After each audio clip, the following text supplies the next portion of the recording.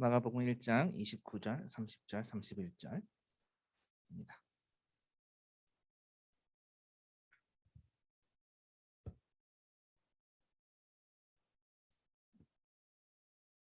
제가 읽겠습니다. 배당에서 나와 곧 야고보와 요한과 함께 시몬과 안드레의 집에 들어가시니 시몬의 장모가 열병으로 누워 있는지라 사람들이 곧 그 여자에 대하여 예수께 여짜온데 나아가서 그 손을 잡아 일으키시니 열병이 떠나고 여자가 그들에게 수종드니라. 아멘. 아멘. 우리 지난 시간에 예수의 소문이 온 갈릴리 사방에 퍼지더라라는 말씀으로 함께 제가 말씀 살펴봤습니다. 예수의 소문이었었는데요. 어떤 소문이었죠? 예수의 권위에 대한 소문이었었습니다. 진정한 권위자가, 진정한 권세가 누구인지 하나님께서 선포해 주신 말씀이었었고요. 귀신도 예수님의 그 권위 앞에 두려워 떨면서 우리를 멸하러 왔나이까? 라고 불렀죠. 그리고 하나님의 거룩한 자라고 했습니다. 예수를 아는 지식을 갖고 있다고 했습니다. 메시아이면서 동시에 심판주이심을 귀신도 알고 떠느니라. 우리가 아는 지식이 이 정도 수준이 되면 안 되겠다라는 말씀을 드렸었습니다. 우리는 하나님과 관계 아래서 야다하는 자로, 사랑하는 자로, 또 아는 자로 끝까지 그렇게 나아갔으면 좋겠다라는 말씀을 드렸고요. 우리 눈에 보이는 그 귀신이 촉기되고 뽑아지고 뭐 이런 눈에 보이는 어떤 영적 싸움보다 더 우리가 강조했었던 부분은 사실 눈에 보이는 수준은 뭐랄까 좀 하급이라고 했었습니다. 눈에 보이면 차라리 대적하기가 쉽죠. 근데 진짜 싸움은 눈에 보이지 않는 부분이 있다고 했습니다. 나 귀신이야, 뭐 나 신천지야 라고 이렇게 타이틀을 붙이고 나오면 오히려 상대가 쉬울 거예요. 왜냐하면 피하 식별이 가능하니까. 근데 진짜 상급은요, 진짜 고급진 이 귀신은 우리가 끝까지 하나님을 쫓도록 착각하게 만들고 그리고 마지막에 자기 수하로 데리고 가는 거겠죠. 자, 지난 시간 말씀은 우리의 영적 그 분별 능력과 또 예수의 그 권위에 대해서 함께 살펴보았었던 시간이었습니다. 저희가 집중해야 될 것은 예수님의 권위는 출처가 본인이셨어요. 자기 자신이셨어요. 어떤 다른 랍비도 아니었고요. 다른 교사도 아니셨습니다. 그래서 권위 있는 새 교훈이다 라는 말씀 제가 함께 놀라며 우리가 서로 자기 자신에게 그 소문을 퍼뜨렸고 또 설 연휴 기간 주변에게 또 퍼뜨렸을 줄 믿습니다. 오늘 말씀은요.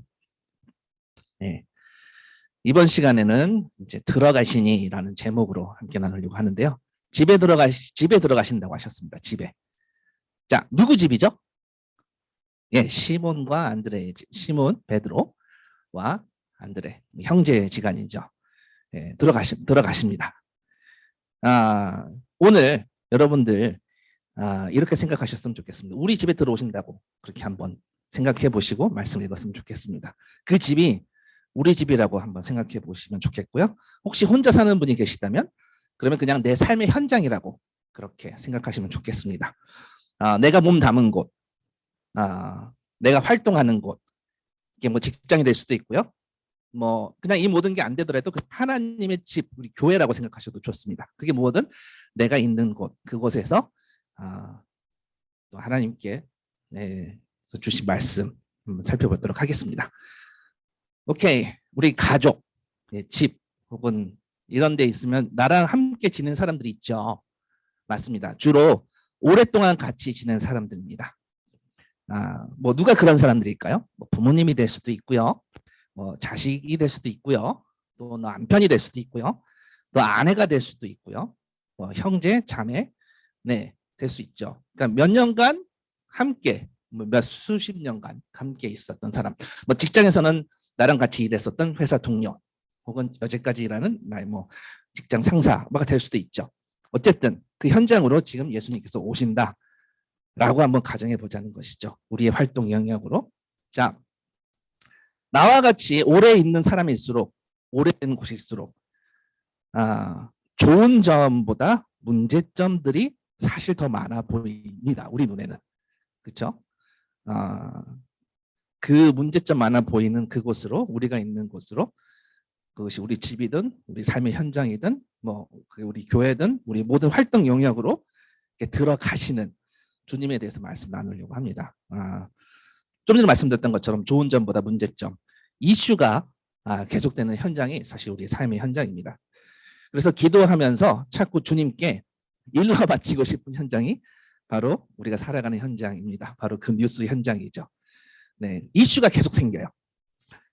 오늘 주님은요, 안식일에 가버나움에 있는 회당에서 가르치시다가 지난주에 이제 귀신도 쫓아내시고 말씀도 전하시고 또 사역을 이렇게 진행하셨어요. 그리고 다 마치시고 제자들과 함께 그 베드로의 집에, 시몬의 집에 가십니다.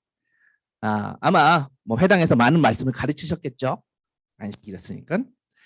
그리고 그 가운데 귀신도 꾸짖으셨고요. 예수의 권위로 꾸짖으셨고요. 아픈 사람들을 만나 이제 고치시고. 자, 본문에서 열병이 있는 그 시몬 베드로의 장모를 잡아 일으키시고 그런 일들이에요. 이 안식일에. 자, 나중에 저희가 분명히 이제 다룰 기회가 있을 텐데요. 안식일에 굳이 이렇게 하시는 예수님에 대해서 말씀 나눌 기회가 있을 겁니다. 오늘은 그 부분 말고 안식일에 행하시는 사역 말고 그러니까 문제 있는 우리의 삶에 들어가시는 열병 들어있는 우리 삶에 들어가시는 주님에 대해서 더 보겠습니다. 예수님은요 굉장히 사역을 역동적으로 하셨죠. 일정을 아마 많이 소화하시고 피곤한 가운데 아마 베드로의 집으로 갔을 수도 있습니다. 동생 안드레랑 같이 사는 곳이죠. 뭐 예수님이 베드로 집으로 가려고 이미 생각하셨겠지만 그 과정에서 어쩌면 이런 상상도 해봅니다. 베드로가 예수님을 자기 집으로 적극적으로 막 오시라고 데리고 가려고 하셨을 수도 있죠. 좀 뭐 상상입니다만 그 갈릴리 베드로가 사는 곳이기 때문에 다른 제자들도 그 근처에 살았겠지만 뭐 베드로가 누굽니까? 네. 행동 먼저 그다음에 생각 나중 하죠. 먼저 액션하고 나중에 생각하는 그런 스타일이지 않습니까? 예, 제일 먼저 손드는 사람이죠. 주님이 누구네 집 갈까 오늘 그랬을 때 아마 제일 먼저 손 들었을 수도 있죠. 베드로가 먼저 손 들었을 수도 있습니다. 뭐 그 집에다가 얘기도 안 하고 막 그냥 쳐들어갔을 가능성도 높죠. 예, 항상 먼저 저지르는 사람인 것을 우리가 잘 알고 있습니다. 나중에 뭐 어쩌면 항상 막 친구들 다 데리고 북적북적하게 집을 막 떠들썩하게 만든 사람일 수도 있습니다. 그냥 상상하는 거예요, 상상. 그럴 법한. 저는 이런 일을 하는 사람들 대단한 믿음이 있는 것 같아요. 무엇보다도 와이프에 대한 대단한 믿음이 있는 것 같습니다. 이런 베드로 같은 자매도 있을 수 있죠. 그럼 대단한 남편을 향한 대단한 믿음이 있는 거겠죠. 혹은 뭐 여러 가지 가능성도 있습니다. 장모님에 대한 믿음일 수도 있습니다. 장모님에 대한 믿음일 수 있죠. 왜냐 와이프는 보니까 베드로는 사역지에 데리고 다녔었어요. 그렇죠? 아내를 데리고 사역지를 다녔다는 게 바울이 쓴 편지에 나오지 않습니까? 우리가 저 베드로처럼 아내를 데리고 다닐 권리가 없겠느냐라면서 이제 바울이 편지를 씁니다. 그럼 아마 집에 뭐 베드로도 안드레도 베드로 와이프도 다 밖에 있으면 안에 있는 사람은 장모님 혼자 계셨을 수도 있죠. 뭐 그런 상상을 한번 해봅니다. 어쨌든 어떤 연유든지 간에 뭐 집으로 예수님과 또 제자들을 모시고 갔고요. 예수님이 지금 그 집에 들어가시는 장면입니다. 그런데 집에 들어가셨는데 믿었던 장모님이 지금 열병에 누워 계시는 거예요. 많이 놀랐겠죠. 막 우르르 다 데리고 가는데 다 오라고 했는데 이 상상하면서 꼭 저의 모습을 보는 것 같기도 하고 집안 사정이 어떻든 간에 무조건 이렇게 데리고 가는 얼마나 베드로가 당황했을까요? 아마 경황이 없었을 것 같아요. 아니 이런 상황일 줄이야. 좀 허우적거린 것 같아요. 왜냐면은 뭐 지금 사람들 엄청 데리고 왔는데 30절에 보시면요. 시몬의 장모가 열병으로 누워 있는지라 한 다음에요. 조금 여기서 베드로가 당황한 것 같아요. 베드로가 예수님한테 물어본 게 아니라 사람들이 예수께 여쭤봤습니다. 사람들이. 집안 사정은 이제 병들어 장모님이 계시는데 약간 좀 뒤죽박죽 돼 보이죠? 얼마나 뒤집박죽 상황이었는지 베드로가 정신이 없었든지 뭐 잘 모르겠습니다. 다른 사람들이 예수님께 SOS를 외치는 거죠. 그래서 지금 주님이 들어가신 집은 그 시몬의 집은 이렇게 보셨으면 좋겠습니다. 갑자기 벌어진 사고의 현장, 사건의 현장, 병의 현장, 고통의 현장, 문제가 뒤죽박죽 수습 안 되는 곳입니다. 우리의 삶의 현장도 이 현장과 크게 다르지 않습니다. 항상 문제가 넘쳐나고요. 항상 사고 터지고 온갖 이슈에 마음 편치 못합니다. 제가 오늘 이 부분 말씀드리는 건요. 이런 문제투성이인 우리 현장에, 우리 집에, 우리 직장에, 어디에 예수님이 그곳에 들어가시면 시몬의 장모에게 이 기적 같은 일이 벌어진 것처럼 우리 현장에도, 우리 가정에도, 우리 직장에도 기적 같은 일이 벌어질 수 있다는 겁니다. 오늘 말씀의 내용이 다소 좀 유치하게 들리실 수도 있어요. 뭐 이런 건 신앙의 하수들이 붙잡는 모습 아닌가? 그럴 수 있습니다. 신앙의 고수분들은 적어도 제가 아는 신앙의 고수분들은요. 이런 단계를 거쳐서 믿음의 선배들이 되신 것 같아요. 그래서 혹시 유치하게 들리고 나는 저런 단계를 이미 지나왔다라고 믿으시면 오늘은 후배들을 위한 시간이라고 그렇게 생각해 주시면 좋겠습니다. 자, 이 기적 같은 일, 요 이슈를 한번 가보겠습니다. 문제 있는 우리 현장, 우리 집, 우리 직장, 뭐 그것이 어디든 뭐 사실 문제만 있는 건 아니죠. 행복함도 있을 거예요. 문제만 있지는 않겠죠. 행복도 있고 기쁨도 있고 문제도 공존하고. 그래서 행복감과 이 문제가 동시에 공존하는 현장이 우리가 살아가는 곳입니다. 대부분 가정이 그래요. 직장이 그렇고 우리 있는 곳이 대부분 그렇습니다. 그런데 보통 문제가 더 커 보이죠. 왜 그럴까요? 자, 그 답은 나중에 하기로 하고요. 이런 우리의 현실에 예수님이 오늘 들어가십니다. 들어가시면 문제가 해결됩니다. 근데 어떤 방식으로요? 그것을 한번 살펴보려고 하겠습니다. 좀 유치하게 들릴 수 있죠. 예수님 믿는 게 문제 해결을 위한 신앙처럼 들릴 수도 있습니다. 그렇지만 이렇게 삶의 이슈가 해결되어지고 그 이슈들이 사그라지는 그 경험, 예수님 때문에 생기는 이 경험, 사실 우리 모두가 어느 정도는 살아오면서 겪었었던 일일 거예요. 분명히요. 뭐 그 이슈는 각자가 다르겠죠. 어떤 이슈일까요? 뭐 시몬의 집에는 지금 병들어 있는 장모님, 병의 문제, 건강의 이슈가 있을 수 있죠. 그런 이슈들은 남이 일으킨 이슈도 있고 내가 일으킨 이슈일 수도 있습니다. 다른 누가 그 인간이 일으킨 이슈일 수도 있고요. 갑자기 내가 당하는 상황일 수도 있습니다. 주로 이제 같이 사는 그 인간 때문이라고 많이 하는데 어쨌든 뭔가 이슈가 있고요. 그런 현장에 예수님이 들어가십니다. 우리 인생은요. 사실 이런 문제들의 연속이에요. 가득합니다. 여기서 벗어난 때는 많이 없는 것 같아요. 이슈가 계속 터지고 하나 해결되면 또 다음 문제가 또 터지고 걱정거리들, 염려거리들, 꼬리에 꼬리를 물고 그렇게 다가오는 곳이 우리 현장입니다. 지어낸 이야기 같은데 제가 하나 소개하자면요. 문제없는 직장을 소개해달라. 그런 부탁을 받은 어떤 사람이 있었다고 합니다. 자, 그렇게 물어본 사람을 문제없는 직장에 대해서 물어본 사람을 보고 그냥 없이 어디론가 데리고 갔다고 합니다. 자, 물어본 사람이 어디로 가냐고 궁금해서 물어보는데 목적지까지 갈 동안 아무 대답하지 않았답니다. 그냥 문제없는 직장인이 따라오라고 했대요. 근데 목적지가 어디일까요? 뭐 저는 이게 지어낸 자작 소설이라고 생각하는데요. 저 인용한 이유는 좀 그럴싸해서 그렇습니다. 목적지는 공동묘지였대요. 우리가 이 땅에서 사는 동안 아무 문제 없는 곳은 살아있는 동안 아무 문제 없는 곳은 없다라는 이야기죠. 뭐 어느 정도 좀 동의가 됩니다.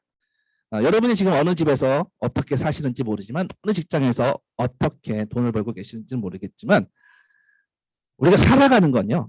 문제와 이슈와 골칫거리들과 함께 더불어 살아가는 현장입니다. 그래서 이런 골칫거리들을 피해가는 것은 해결책이 아니죠. 뭐 회사에 사표 쓰고 다른 직장에 옮기면 그 인간이 거기 없을까요? 또 있죠. 뭐 나랑 같이 사는 사람이 뭐 남편이 아내가 뭐 자식이 부모가 뭐 내 가족이 뭐 골칫거리라고 느껴지고 뭐 바꾸고 싶으세요? 네. 다른 곳은 다른 집은 좀 나아 보이나요? 네. 제가 확실히 말씀드리겠습니다. 다 똑같습니다. 네, 다 똑같습니다. 다 골칫거리고요. 다 이슈가 가득 차 있습니다. 피하는 게 바꾸는 게 해결책이 아닙니다.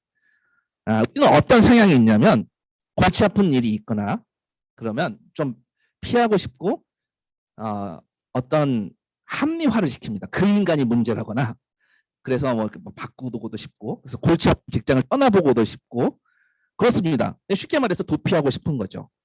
뭐 우리 삶의 현장이 다 그렇습니다. 뭐 교회도 그래요. 다른 교회 더 괜찮은 곳 없나? 그럴 수 있겠죠. 전 거의 대부분 비슷할 거라고 생각합니다. 자, 제자라면요. 그리스도의 제자라면 참된 제자가 되면 이런 골칫거리들이 해결되니까 그래서 복된 삶일까요? 아니죠. 네. 뭐냐면 오늘 이슈를 모든 골칫거리를 가장 근본적인 문제인 죄 문제를 한 방에 해결하신 예수가 함께 계셔서입니다.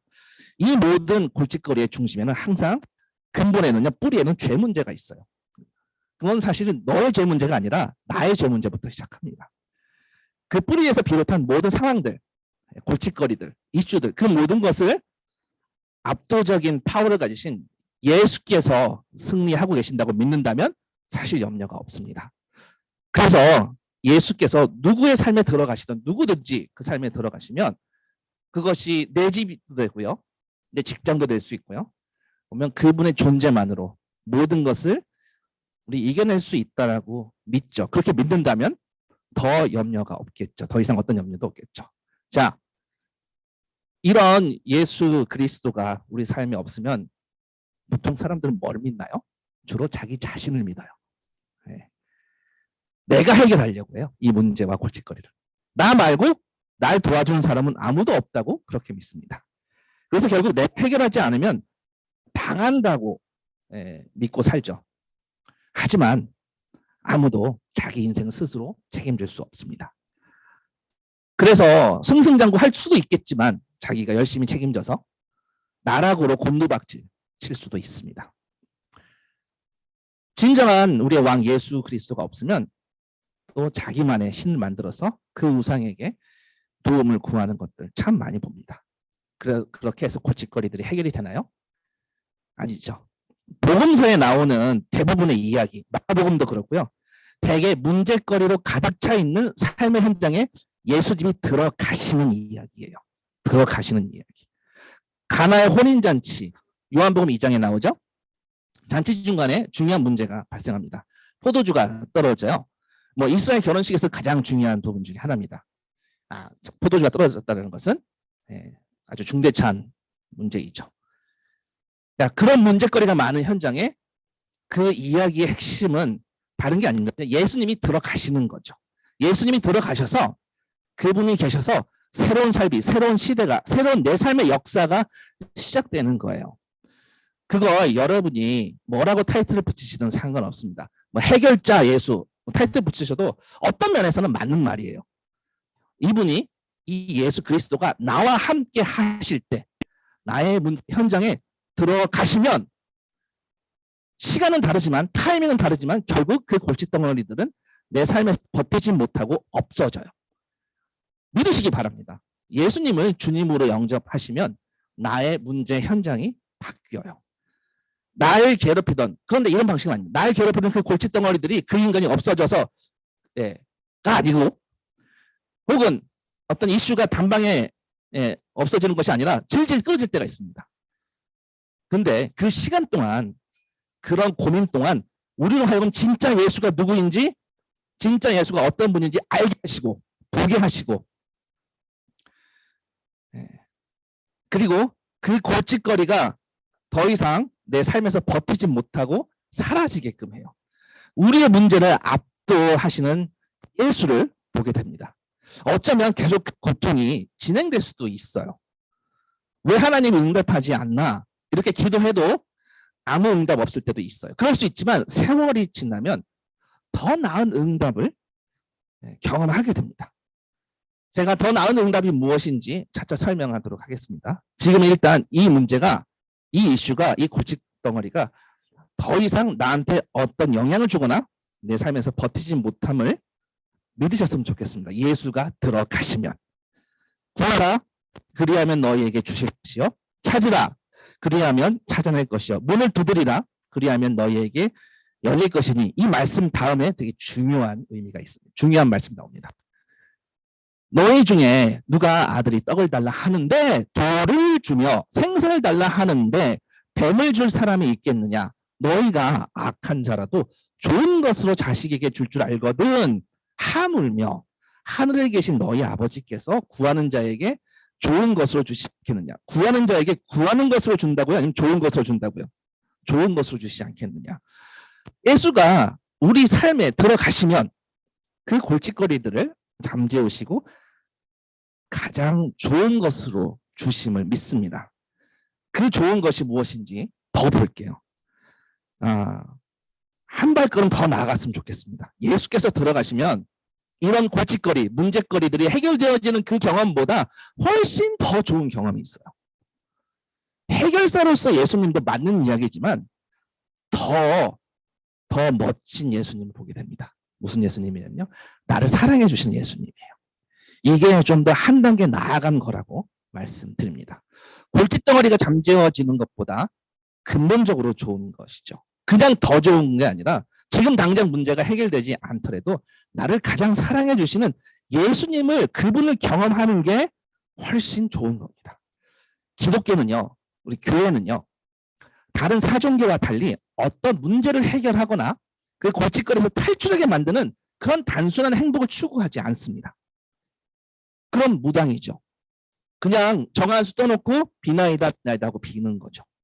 근데 예수님은요, 이 모든 문제거리, 이슈, 어떤 트러블, 모든 것을 다 관통하고 나서 이 이슈들을 다 뚫어버리고 나서 우리에게 사랑의 손을 내미시는 거, 이것을 경험하셔야 됩니다. 뭐예요? 우리와의 관계를 맺기를 원하시는 거예요. 신랑 예수가 신부인 교회와 혼인 관계를 맺고자 하는 그것을 경험하는 것입니다. 너는 내 신부야, 너는 내 거야 라는 퍼스널 관계를 말씀하시는 거예요. 제가 주중에 하경삼 2 가이드 하면서 말씀 하나 인용했습니다. 이사야서 말씀 하나 인용했는데, 야곱아, 너를 창조하신 여호와께서 지금 말씀하시느니라. 이스라엘아, 너를 지으신 이가 말씀하시느니라. 너는 두려워하지 말라. 내가 너를 구속하였고 내가 너를 지명하여 불렀나니 너는 내 것이라. 이게 퍼스널한 관계라고 했어요. 너는 내 거잖아. 이 관계를 누리는 것이 문제 해결하는 것도 좋지만요, 더 나아가서 이것을 경험했으면 좋겠습니다. 야곱과 하나님의 관계, 이스라엘과 하나님의 관계, 신부와 신랑 되신 주님의 관계 어떻습니까? 너는 내 거야. 너와 나의 관계는 다른 족속들과는 달라. 너는 내 민족이잖아. 내 자녀이잖아. 네, 퍼스널 관계이잖아. 이런 거죠. 사실 예수님이 이걸 이야기해주고 싶어 하시는 것입니다. 모든 문제거리들 관통하시면서 궁극적으로 보여주려고 하는 건 바로 이 관계입니다. 예수님은요, 신부인 우리가, 예수님은 언약으로 우리를 받아주셨어요. 신부인 우리가 예수님과 어떤 관계인지, 주님이 당신이 누구신지 적극적으로 알게 되기를 바라세요. 더 보여주시려고 하시고요. 그래서 이 이야기의 종착역은 영원한 사랑의 관계 안으로 깊이 들어가길 바라는 겁니다. 그래서 예수님께서 장로를 고칠 때, 시몬의 장로를 고칠 때 힌트가 하나 있어요. 31절 볼까요? 나아가서 그 손을 잡아 일으키시니, 그 손을 잡아서 일으키시니. 좀 요것만 보면은 좀 맹맹한 느낌이 들거든요. 그냥 손을 잡아 일으키니. 근데 동일한 사건을 마태복음 8장 15절에서는 어떻게 얘기했나 볼게요. 동일한 사건입니다. 마태복음 8장 15절.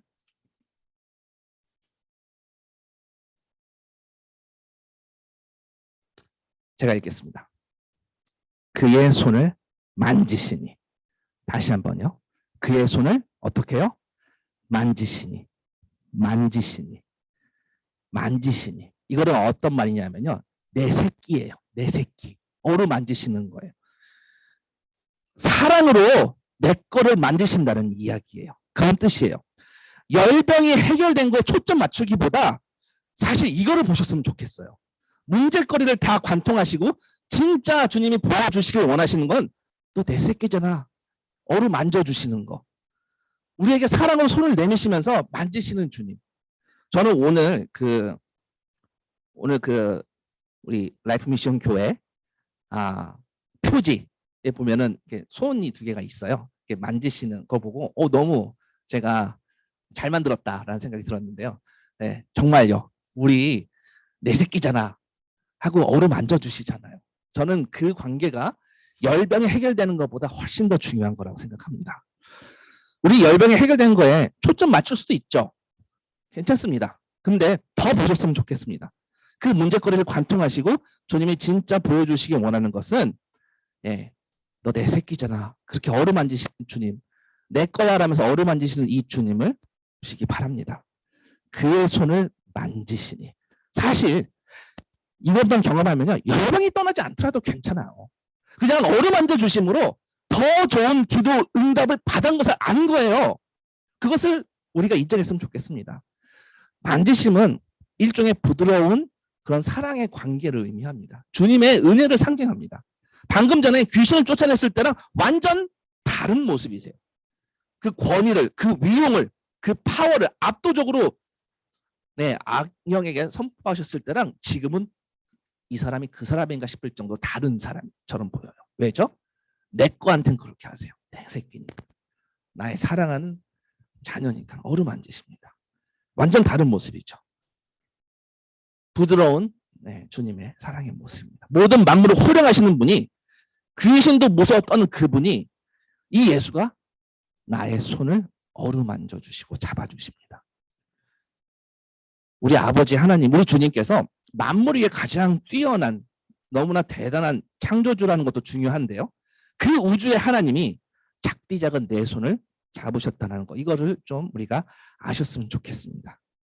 그리스도의 그 사랑이 우리를 사로잡았으면 좋겠습니다.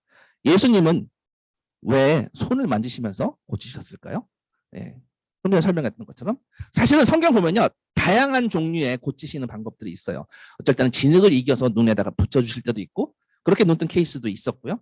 뭐 손도 대지도 않고 그냥 말씀만으로 고치실 때도 있었습니다. 다양한 방법인데요. 뭐 그래서 방법에 신경 쓰지 마시고요. 말씀만으로도 그렇게 권위 있게 제압하시는 분이신데, 그 방법, 다른 방법 신경 쓰지 마시고 오늘 주시는 말씀 중에서 왜 만지시면서 그러셨을까? 아까 말씀드렸던 것처럼 주님의 사랑을 이 사건에서, 이 이벤트에서 클루로 집어넣으신 거예요. 이게 진짜야. 만지시니. 이걸로 특별한 어떤 주님의 그 임재를, 그 경험을 주고 싶어서가 아닌가라는 생각합니다. 뭐 이거는 저희 생각입니다. 그러나 맞을 거라고 믿고요. 고통의 문제 가운데 있는 이 시몬의 장모에게 병 나음보다 훨씬 더 특별한 경험을 주셨다라고 믿습니다. 만지시니. 이 시몬의 장모는요, 이 압도적인 사랑과 그 만지심을 경험받습니다. 병을 고치는 건 그 다음이죠. 가장 중요한 초점은요, 만지심이죠. 사랑이죠. 문제 해결이 병만 고치고 이슈만 해결하는 것이 복음이 아니에요. 복음은 주님의 사랑을 경험하는 것입니다. 그 은혜에 압도되어지는 것입니다. 얼만큼요?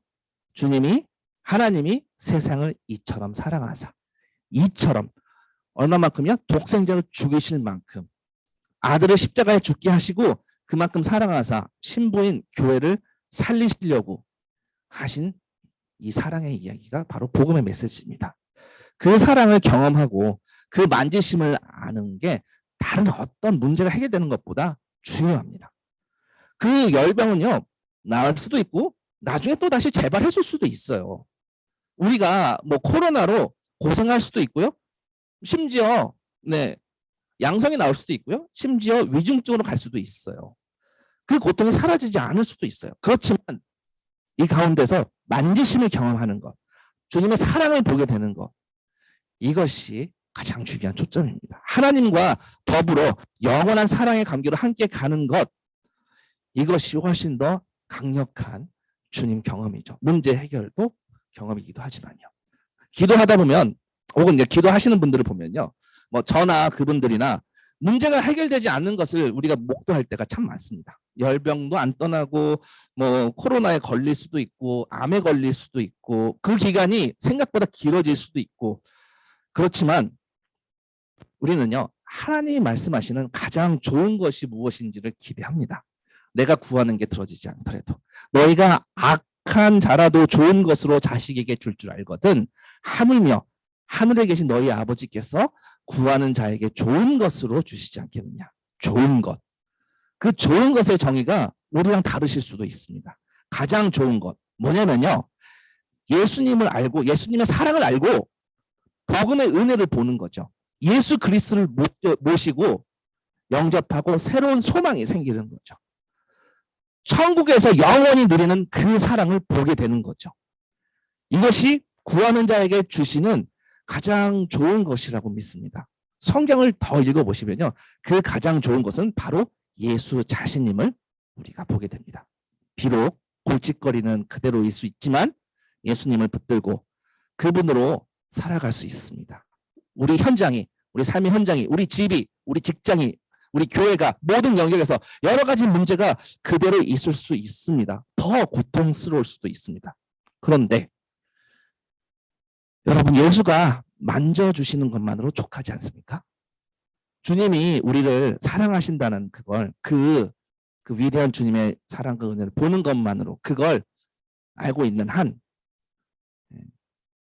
우리는 마지막에, 우리의 역사의 마지막에, 맨 마지막에 우리는 승리할 것이에요. 그게 계시록의 메시지 있지 않습니까? 아멘. 네. 지금 우리가 중요하게 봐야 되는 것, 문제가 해결되는 것도 중요한 경험일 수 있습니다. 그러나 그 문제를 관통해서 만져주시는 주님의 손을 경험하는 게 더 근본적인 경험이어야 할 것입니다. 마지막으로 한 가지만 더 말씀드리겠습니다. 예수님이 우리 집, 우리 현장, 우리 삶에 들어가시면 어떤 일이 생길까요? 어떤 결과가 생기나요? 31절 보시죠. 31절. 나아가사 그 손을 잡아 일으키시니 열병이 떠나고, 네, 열병이 떠난 거는 우리가 알아요. 근데 지금 열병이 떠나든 떠나지 않든 더 중요한 것은 손을 잡으신 거, 만지신 거가 더 중요하다고 했습니다. 그러면 여자가 그들에게 수종드니라. She began to serve them. 이게 ESV로 나와 있고요. KJV, King James 버전에서는 뭐라고 되어 있냐면 She ministered unto them. minister. 뭐예요? 미니스트리를 한다고요. 미니스트리. 어떤 미니스트리를 한대요.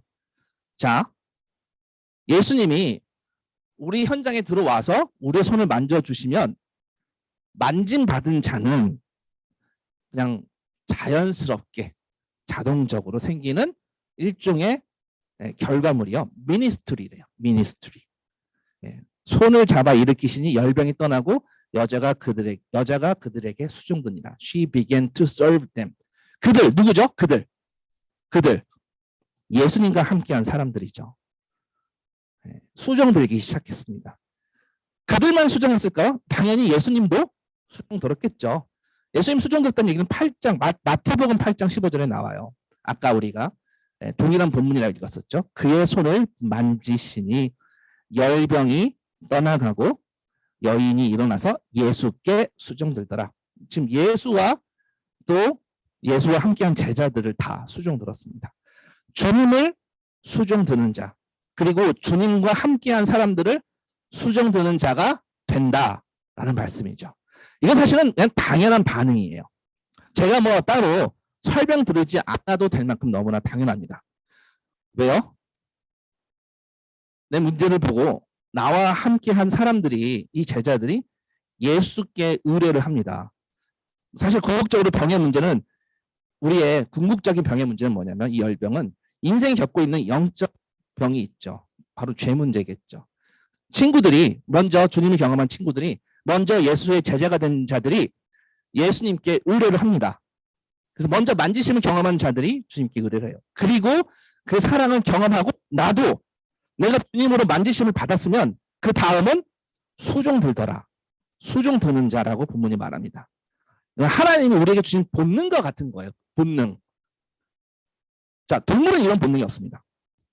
동물은 물론 이제 애완견들은 있을 수 있겠죠. 근데 여러분 악어 애완견 한번 키워보시겠습니까? 코브라 애완 코브라 한번 키워보시겠습니까? 못하겠죠. 왜요? 아무리 잘해줘봤자, 아무리 잘 보살펴줘봤자, 아무리 때때마다 BHC 치킨을 악어에게 줘봤자 악어에게서 받을 수 있는 반응은 목숨 건지면 다행입니다. 그렇죠? 근데 동물들에게는 이런 본능이 없는데요. 사람들에게 주신 능력이에요. 그 사랑을 경험하고 보살핌을 경험한다면, 만지심을 경험한다면 우리는 너무나 자연스럽게 본능적으로 수종드는 자가 됩니다. 나도 같이 보살핌하는 그 미니스트리에 참여하고 싶죠. 주변 사람들에게 그렇게 하고 싶어 합니다. 어쩌면 이거는 즉각적인 자동적인 반응일 겁니다. 주변 사람을 수종들고 또 예수님을 수종드는 거. 예수님이 사랑하는 내 옆사람, 내 친구, 내 가족, 내 식구, 내 지인, 내 직장 동료를 이렇게 수종드는 거는 주님의 만지심을 경험한 사람들의 특징 중에 하나입니다. 단순한 감사 표시가 아니죠. 자, 헬라어로 수종들더라 이 동사는요. 시제를 보면은 계속해서 수종들더라요. 계속해서. 누가복음 8장 한번 볼게요.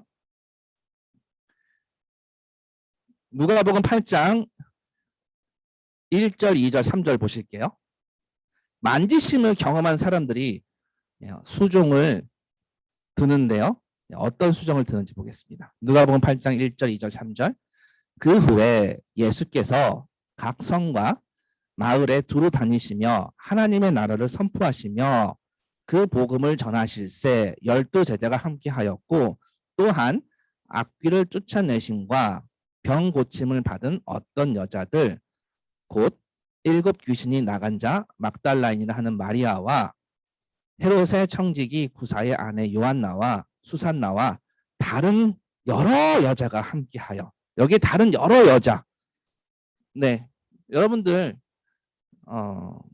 그냥 누가 들어갔을까요? 주님 따르는 많은 여자들 거기에 뭐 베드로의 장모님도 들어가 있을 수도 있죠. 잘 모르겠습니다.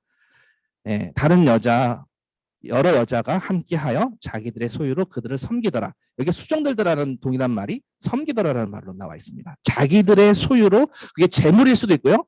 시간일 수도 있고요. 어떤 자원일 수도 있습니다. 이렇게 만지심을 받은 사람들은요. 그들의 그 다음 특징은 수종드는 자예요. 섬기더라 8장 3절에 누가복음 8장 3절 이런 자들입니다. 누가복음 이 자들이 23장 55절에 어떻게 할게요? 23장 55절 예수님이 죽으신 다음에 읽겠습니다. 제가 읽겠습니다. 여러분 찾지 않으셔도 돼요. 제가 읽을게요. 갈릴리에서 예수와 함께 온 여자들이 뒤를 따라 그 무덤과 그의 시체를 어떻게 두었는지를 보고 여기 보시면 갈릴리에서 온 여자들이라고요. 갈릴리에서 함께 온 여자들. 갈릴리 가프나움에서 함께 온 이 여자들의 행렬에 오늘 본문 말씀에 있는 베드로의 장모가 있을 수도 있겠죠.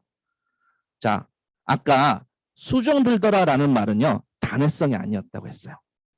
신실하게 끝까지 주님이 죽으시는 그날까지 였습니다. 계속해서 신실하게 수종들더라라는 뜻이에요. 십자가에서도 주변에 예수 그리스도를 따라가는 사람이 아무도 없어도 만지심을 경험한 자들은요.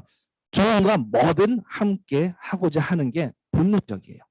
계속해서 수종들고 하고 싶어 합니다. 너무 지치고 억지로 그래서 그렇게 장면을 이렇게 끌고 가는 것처럼 보이는 건 아니죠. 기쁨으로 그 상황을 압도하는 장면들입니다. 주님이 부활하실 때 제일 먼저 주님은 누구에게 자신을 보여주셨냐면 여인들이었어요. 갈릴리에서 온 여인들이었습니다. 만지심을 경험한 이 여인 그리스도인이죠. 내가 주님께 받은 은혜를 감사하면서 그 고백으로 끝이 난 게 아니고요. 열병이 나았다고 문제가 해결되었다고, 구원받았다고, 예수 믿고 천국 간다고 그게 다인가요? 아닙니다. 만지심을 경험한, 주님의 사랑을 경험한 그 순간부터 수종 들더라. 그 순간부터 주님을 섬깁니다. 주변 사람들을 수종 듭니다. 은혜 받은 사람이 하는 증거 목록 중에 하나예요. 꼭 필수품이라고 얘기하지는 않습니다. 증거 중에 하나입니다. 구원받은 신부한테 보여지는 증거물이죠. 이 증거가 없어도 우리의 구원과는 전혀 상관없습니다. 아예 없을 수는 없겠죠. 그렇지만 우리의 구원과는 상관은 없어요. 다시 한번요. 본능적으로 인간에게 주신 능력이 바로 믿음의 은혜를 받은 자, 사랑을 경험한 자에 대한 반응일 거예요. 예수 믿고 구원받다고 하면서 삶에 아무 변화가 없을 수가 있나요? 그 변화 중에 가장 두드러진 것 중에 하나는 아마 수종드는 거이지 않나 싶습니다. 왜냐? 내 믿음을 증거하는 건 내 말이 아니라 내 삶입니다. 그게 주기철 목사님이셨고요. 그게 위대한 신앙의 선배들이 공통적으로 보여준 바입니다. 만지심에 감격해서 주님을 수종드는 자, 주님이 사랑하는 자들을 수종드는 자, 너무 감사해서 말없이 묵묵히 수종드는 자, 섬기는 자입니다. 얼마큼이요? 주님이 십자가 갈 때까지. 모두가 주님을 외면하는 그 순간에도, 다 예수 감추는 그 순간에도 만지심을 경험했다면, 그 사랑을 안다면 끝까지 신실하게 수종드는 자입니다. 잠시 내 사정이 어렵다고, 내 재정이, 내 시간이 없다고, 나의 환경이 받쳐주지 않는다고 내려놓는 게 아니라, 정말 구원의 은혜가 임한 자는, 그 구원이라는 기적을 경험한 자는, 그 만지심을 아는 자는요, 주님만 바라보고 끝까지 수종 들고 섬기고 싶어 합니다. 주께서 이처럼, 세상을 이처럼 사랑하사 독생자를 주셨다는데, 이 위대한 은혜를 받은 이 신부들은요, 본능적으로 수종드는 자입니다. 시몬의 장모가 그랬습니다. 말씀 마칩니다. 예수의 사랑을 먼저 만지심을 경험한 자들은요, 이 복음을 내가 사랑하는 사람들에게도 나누고 싶어 합니다. 나의 삶의 현장에서, 내 집에서, 내 직장에서 사랑하는 나의 친구들에게, 동생에게, 언니에게, 오빠에게, 누나에게 예수님 전하지 않고는 못 견디죠. 왜요? 시몬의 장모가 이렇게 한번 생각해 보십시다. 이분이 인생에서 마지막 날 숨을 거두기 전에 가족들을 불러놓고 간증했다고 한번 생각해 보실까요? 그러면 이 시몬의 장모는 마지막 날 어떤 간증을 하고 눈을 감을까요? 한번 생각해 보십시오. 열병 나은 거? 그게 중요한 게 아니죠. 주님의 만지심을 경험했던 거, 그것을 간증했을 것입니다. 얼음 만지시면서 내 거야 했었던 그 순간을 간증했을 것입니다. 주님이 우리 현장에 들어가시면, 예수께서 들어가시면 나와 내가 사랑하는 사람들을 만져주시려고 그렇게 하십니다. 그 만져주시면, 그 관계 안에, 그 사랑의 관계 안에 들어가면 그걸 경험한 모두가 평생을 예수로 담대히 걸어갈 것입니다.